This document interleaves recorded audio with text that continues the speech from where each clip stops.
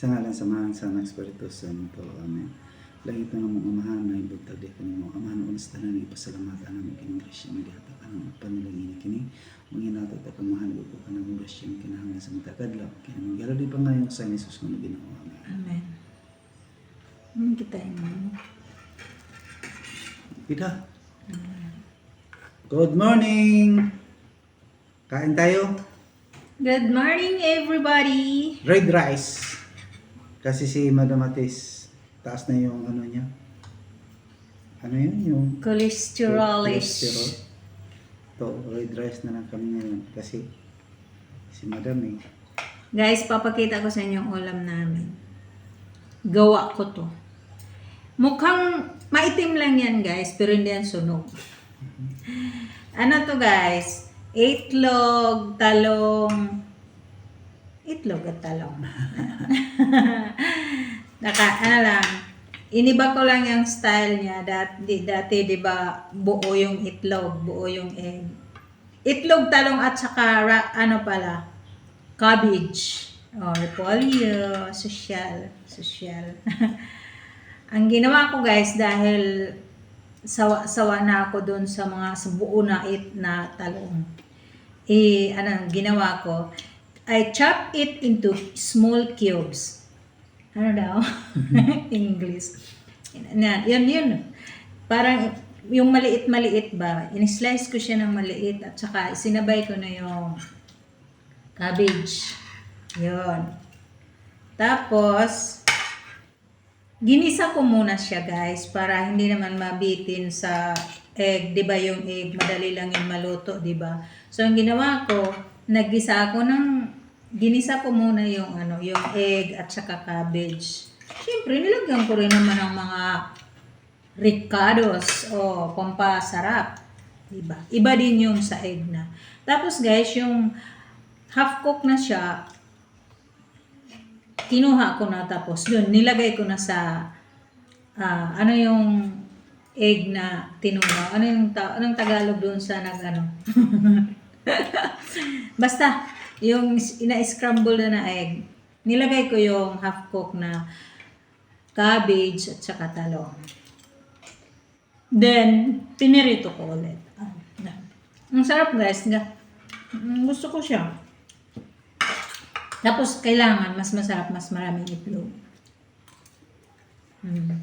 Red rice na kami kasi nga, pag napaparami yung kain, okay lang daw sa red rice.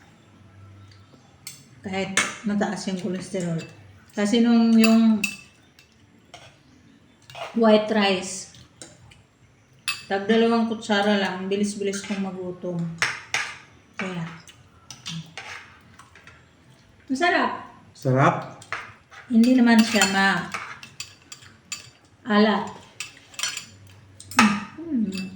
Tapos may sausawan pa, guys. Ang sausawan ko, guys, tomato, bombay, sili, at saka bawang, garlic. Sarap.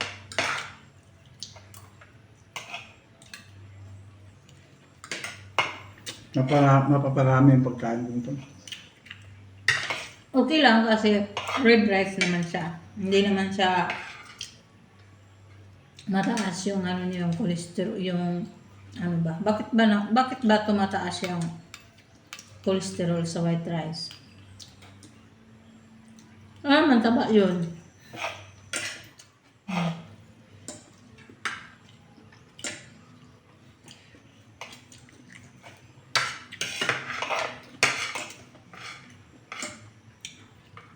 "5:30 gising na ako tapos bumaba ako ng kantin pero nagluto na lang ako agad ng rice. So pag uwi ko, ulam na lang. Simpleng ulam ng gas pero masarap siya, masustansya din. Tapos madali lang lutuin.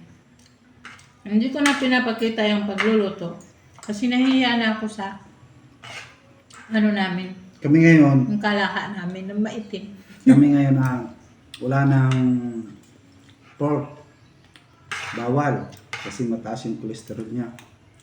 ano na lang, gulay at saka isda. Kasi, pero kakain din siya ng pork, paminsan-minsan.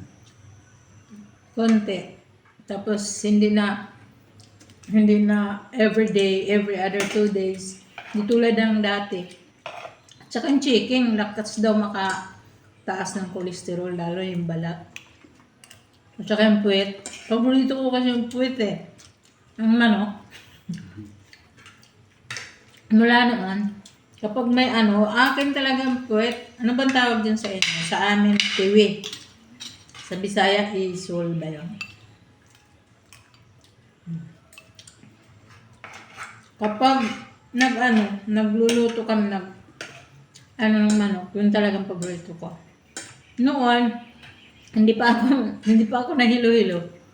Halos araw-araw chicken. Di ba? Ang dami kong video ng mga lechon manok.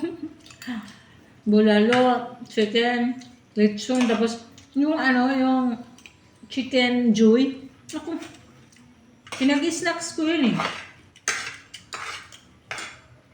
Ayun. Hindi pa ako masyado sa pork. Sa chicken talaga ako addict.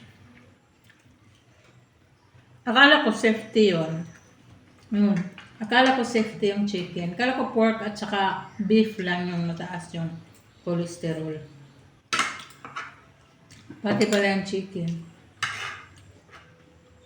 Lalo yung balat. Ngayon kumakain ako pagka nandun sa labas, may handaan sa mga friends. Kumakain ako, ang sarap eh. Pero hindi ko na kinain yung balat. Ang dami ko nang nakain. Sarap kasi yung luto ni Madam Otis na ulam. Wala namang hindi masarap sa'yo, basta ako. Basta luto ko.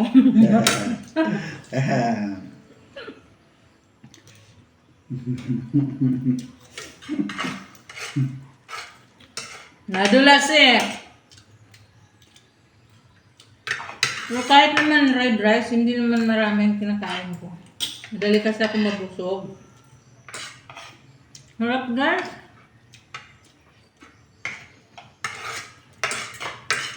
Ano lang to?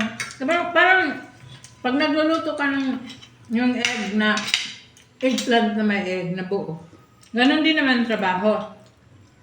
Lulutuin mo pa yung egg, babalatan bago mo lulutuin mo pa yung eggplant, tapos babalatan bago mo ihalo sa egg. Ito ganon din naman. Slice ka lang, tapos gisa. Pag may talong, haluan mo ng itlog, sarap talaga yan. Ano yun? Ano yun? Sarap yan, basta may talong at saka itlog. Ba't tumawa ka? Ang sarap nga. Di ba guys? Lalo na kung nagugutom ka sa hating gabi, itlog at saka talong, yung snacks mo, sarap kaya.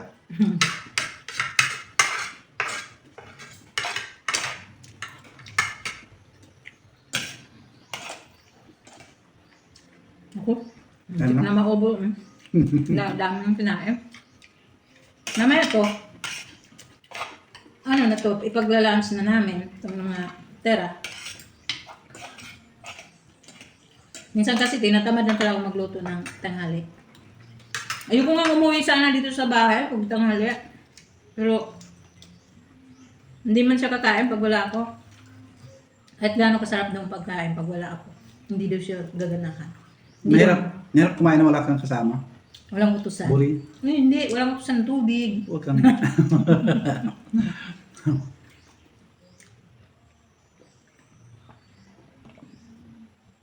Kagabi yung hindi ka ba nagugutom? Nagutom. Kagabi yung hapunan namin, avocado lang. Avocado. Nagutom na eh. Hindi na Ba't di ka kumain? May biskwit naman. Alam ko na. Masarap matulog. Basta mas... After kain, Ito muna. maintenance. Daming guys. Pero, okay lang. At least buhay. Nakikita pa natin ang isa't isa. Kahit ang daming medisina. Vitamin, medisina. Diba? Laban lang tayo. Okay guys, congratulations pala dun sa mga sumasahod na. Mag-shout out tayo. Shout out dun sa mga sumasahod na, yung mga nagpo-post like Sis Elsa or asawa ng mekaniko. Ay, congrats sis. Parang, Congrats din kay Madam Mates sa sahod na yung month na ito. ano daw, July 26. Maglalagay ako dyan ng sa Gcash para pambawi naman dun sa mga nakatulong, mga nagpapalipad. Si Sis Ilsa, parang every month yata siya sumasahod. Pero ako guys, sumasahod ako February, March, April, May, June, July, 5 months. Tagal. Pero sige lang, at least meron. 'Di ba? Para bang, kaysa sa nanonood ka lang ng video tapos wala ka namang inaasahan, wala kang hinihintay. Itong si Nag-i-effort din talaga. Itong si Madam Mates, kahapon, gusto niya mag-live kasi okay na yung katawan niya, hindi wala nang ngayon, nag-brown out. Tapos nag-practice pa talaga siya kasi siya ang guest singer ko. Tapos nag-burn out. Tapos bumalik yung ilaw. Gabi na. Kaya sabi ko, pero nagpaalam na ako. Pero excited ako Gusto ko talaga mag-live kahapon kasi okay na yung sounds namin. Di ba? Shout out sa bahay kulitan, sa aming Master Worm. Ilang hubis, may sakit siya. Kahapon, Tapos ngayon wala na, parang okay na. Ngayon. Yung ilaw naman ang may sakit. Kawawa. Kawawang kawagoy. Buti na lang. Thank you sa founder, Master Worm. Nakakita agad ng kapalit kay si Sir Mima. Thank you so much, Sis Bams. Doon pala sa naghingi ng para kay Gis Posadas, pasensya na. Wala pa talagang sahod.